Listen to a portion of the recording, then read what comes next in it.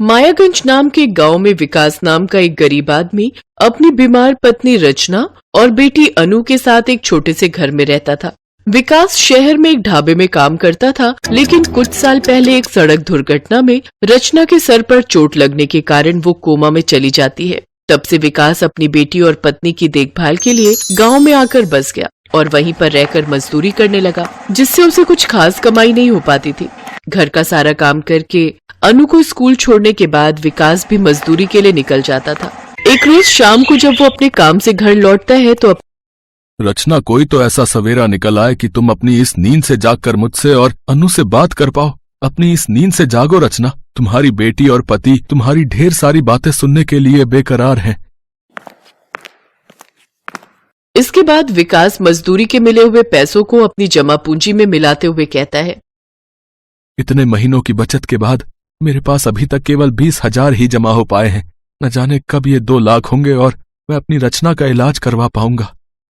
ये कहते हुए विकास की आंखें नम हो गई। ऐसे ही एक रोज स्कूल से लौटते वक्त अनु विकास से, वाह कितनी अच्छी सुगंध आ रही है, ये क्या है बाबा? बिटिया, इसे तंदूरी पनीर टिक्का कहते हैं, जो कि तंदूर में बनता है। बाबा मुझे भी ये खाना है। अच्छा, मेरी गुड़िया को ये खाना है।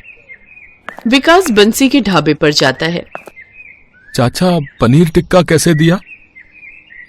300 रुपए प्लेट है विकास। तेरी हैसियत नहीं है इसे खाने की और ना ही तेरी इस बेटी की। बोल दूं क्या? क्या 300 रुपए? नहीं चाचा, रहने दो।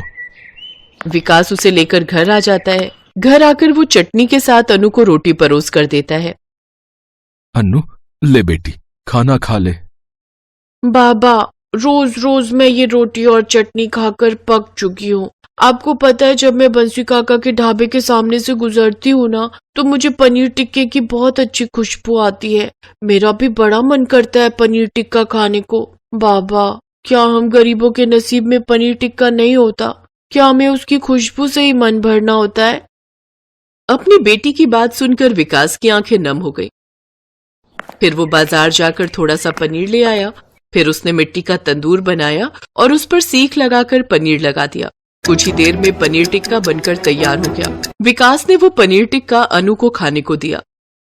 ले, मेरी बेटी को पनीर टिक्का खाना था ना?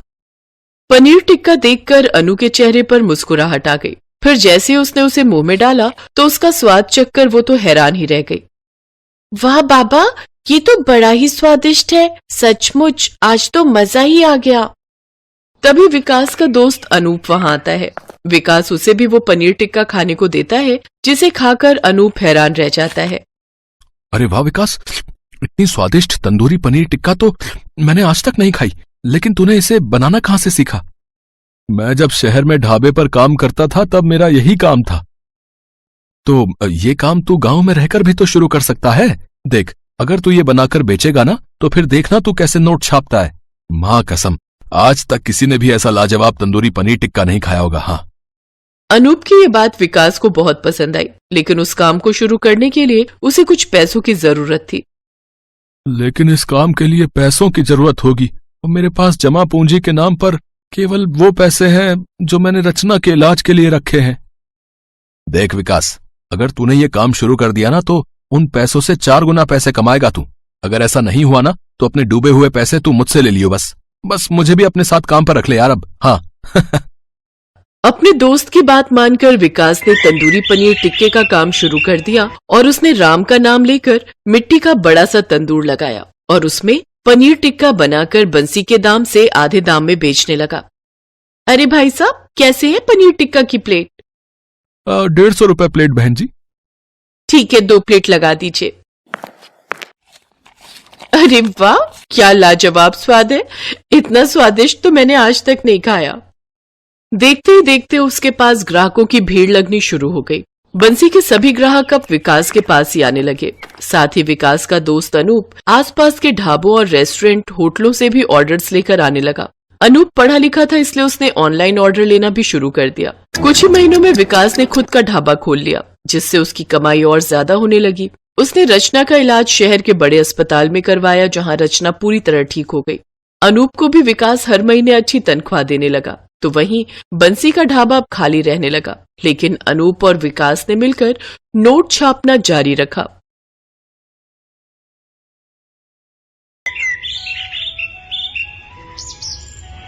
नूरपुर गांव में रहने वाली सीमा और अंकु 2 भाई बहन थे। वो बचपन से ही अनाथ थे।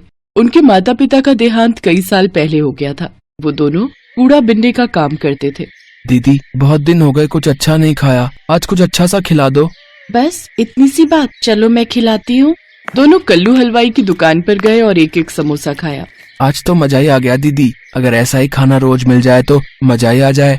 नहीं भाई, रोज रोज हम ये अमीरों वाला खाना नहीं खा सकते। हमारे पास जितना है उसी में संतुष्ट रहना सीख। कुछ रोज बाद उस गांव में तेज बारिश आई और उनकी झोपड़ी बह गई। उनके पास जो भी सामान था वो बारिश में बह गया।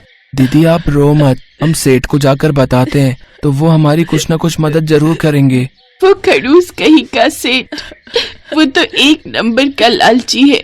भला वो हमारी क्या मदद करेगा। चलो तो दीदी एक बार हम उनको अपनी परेशानी बताते हैं। उनका सेठ बड़ा ही खड़ूस था। वो हमेशा उनको कबाड़ के बेहद ही कम पैसे देता था। कुछ देर बाद वो दोनों सेठ के घर पहुँचे और सीमा ने मालिक से कहा, सेठ जी कुछ पैसे चाहिए, खाना खाना है। बारिश में हमारा घर और सब सामान बह गया। हम जल्दी कबाड़ा बिनकर आपके पैसे लौटा देंगे। तभी सेठ की पत्नी उर्मिला भी वहाँ आ जाती है। उर्मिला बहुत ही बुरे स्वभाव की थी। पैसे क्या पेड़ पर उगते हैं? सेठानी जी आप जो कहोगे मैं करूँगी। मेरा छोटा भाई है, इसे लेकर मैं कहाँ जाऊँगी। आपकी दुकान के बाहर जो टीन का छप्पर है उसके नीचे ही रह लेंगे। ठीक है रह लेना, लेकिन दुकान के बाहर क्यों? यहाँ हमारे तबेले में रह लेना, लेकिन उसके बदले में तुम्हें मेरे घर का सारा काम करना होगा। रहने के साथ 2 वक्त की रोटी भी दूंगी तुम दोनों को। बोलो मंजूर है? ठीक है मालकिन, मुझे मंजूर है। बारिश का मौसम था। दोनों भाई बहन तबेले में जो खाली जगह थी वहाँ बोरा बिछाकर सो जाते हैं और अगली सुबह घर का सारा कामकाज निपटाकर कूड़ा बिनने के लिए निकल जाते हैं। दीदी आज सेठानी के घर पकवान बनने की बहुत ही अच्छी खुशबू आ रही है। लगता है कचौड़ी बन रही है। आज तो मजा ही आ जाएगा कचौड़ी खा के। मैं तो सोच रही हूँ जल्दी से थोड़े से पैसे इकट्ठे हो जाएं, फिर हम अपनी झोपड़ी फिर से डाल लेंगे। तब तुम्हारी ये बहन तुम्हें अपने हाथों से कचौड़ी बनाकर खिलाएगी। कुछ देर बाद सेठानी 4 सूखी रोटी और रात की दाल लाकर उन्हें थमा देती है। सेठानी आप तो कचौड़ी बना रही थी। अंकु कब से उसकी ताक में बैठा था, उसका बहुत मन था। चुप कर, तू ये अमीरों का खाना है और तुम जैसे भिखारियों के लिए नहीं है। चुपचाप से ये दाल रोटी खाओ और फिर सो जाओ। सुबह 4 बजे उठकर गाय भैंस को चारा भी डालना है तुम लोगों ने। सेठानी वहाँ से चली गई। सीमा और अंकु की आंखों में बासी खाना देखकर आंसू आ गए। फिर सीमा ने अंकु से कहा, तू मत रो छोटे, मैं जल्दी तुझे कचौड़ी बनाकर खिलाऊंगी। दिन भर काम करके भूख लगी थी, इसलिए उन्होंने बासी खाना खा लिया और फिर तबेले में सो गए। अगले दिन घर का काम निपटाकर जब वो कूड़ा बिनने गए तो अंकु ने वहाँ एक चमकती हुई चीज देखी। दीदी यहाँ आओ, देखो तो ये क्या है। सीमा ने जब उसे बाहर खींचा तो देखा वो एक बहुत ही सुंदर कढ़ाई थी। ये कढ़ाई, ये भला हमारे किस काम की? लेकिन बाजार में बेचकर पैसे जरूर मिल जाएंगे। हाँ लेकिन नहीं, हम इसे बेचेंगे नहीं। जब हमारी झोपड़ी बन जाएगी तब मैं अपने भाई को इसमें कचौरी बनाकर खिलाऊंगी। वो दोनों छुपकर उस कढ़ाई को तबेले में ले आए। अपने हाथ में कढ़ाई लिए सीमा अंकु से कहती है, एक दिन मैं अपने अंकु के लिए इसी कढ़ाई में कचौरी बनाऊंगी।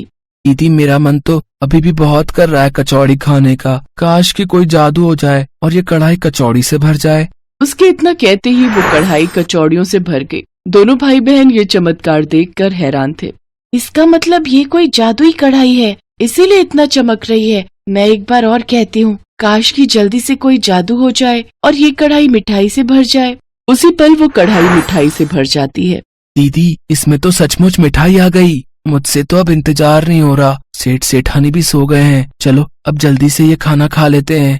उन दोनों ने सेठानी का दिया हुआ खाना भैंस को डाल दिया और पेट भरकर वो पकवान खाए। फिर उस कढ़ाई को ले जाकर तबेले में घास के नीचे छुपा दिया। जब भी उन दोनों को भूख लगती वो कढ़ाई से अपना मनचाहा खाना मांग लेते।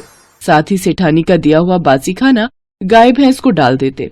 अगले दिन उन दोनों की सेहत को देख सेठानी अपने कमरे में सेठ जी से कहती है, इन दोनों को तो मैं बासी खाना देती हूँ, फिर भला इनकी सेहत पर कोई असर क्यों नहीं हो रहा? ये दोनों तो दिन पर दिन फूलते ही जा रहे हैं।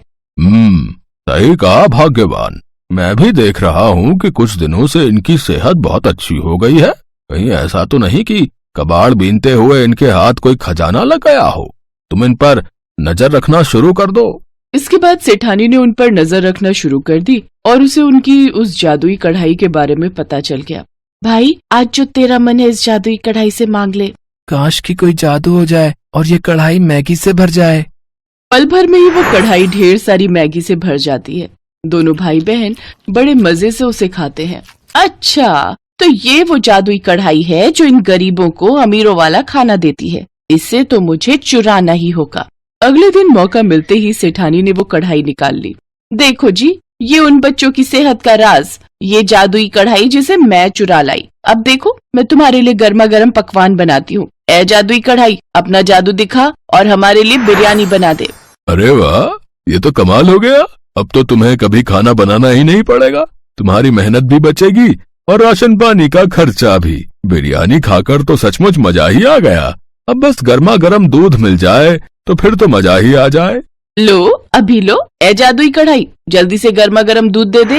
गर्म दूध देख सेठानी ने कहा, ए जादुई कढ़ाई, हमारे यहाँ हमेशा ही गरम गरम दूध की नदियाँ बहती रहे। तभी पूरे घर में गर्मा गर्म दूध की नदियाँ बहने लगी और सेठ सेठानी के पैर उसमें जलने लगे। अरे बस कर जादुई कढ़ाई, जल्दी से दूध देना बंद कर दे। दोनों के पैरों में खौलते दूध से छाले पड़ गए, लेकिन कहीं किसी को इस बारे में पता न चल जाए, इस कारण वो चुपचाप वो दर्द सहते रहे। सीमा ने ये सब देख लिया और दरवाजे पर खड़ी सीमा कहने लगी, आज आपके लालच ने सेठानी जी आपको कितनी बुरी तरह जला दिया। काश की कोई जादू हो जाए और ठंडे पानी से ये घर बच जाए। कढ़ाई से ठंडा पानी निकलने लगा और सेठ सेठानी जलने से बच गए। ए जादुई कढ़ाई, तू जहाँ से भी आई है वहीं वापस चली जा। सेठ सेठानी दोनों ने अपने किए की सीमा से माफी मांगी। वो जादुई कढ़ाई हमेशा हमेशा के लिए गायब हो गई। तुम नहीं होती तो आज हम जल ही जाते। तुमने हमारी जान बचाई है, इसलिए आज से तुम तबेले में नहीं, मेरे घर में मेरे बच्चे बनकर रहोगे। साथ ही अब मैं तुम्हें रोज अमीरों वाला खाना खिलाऊंगी।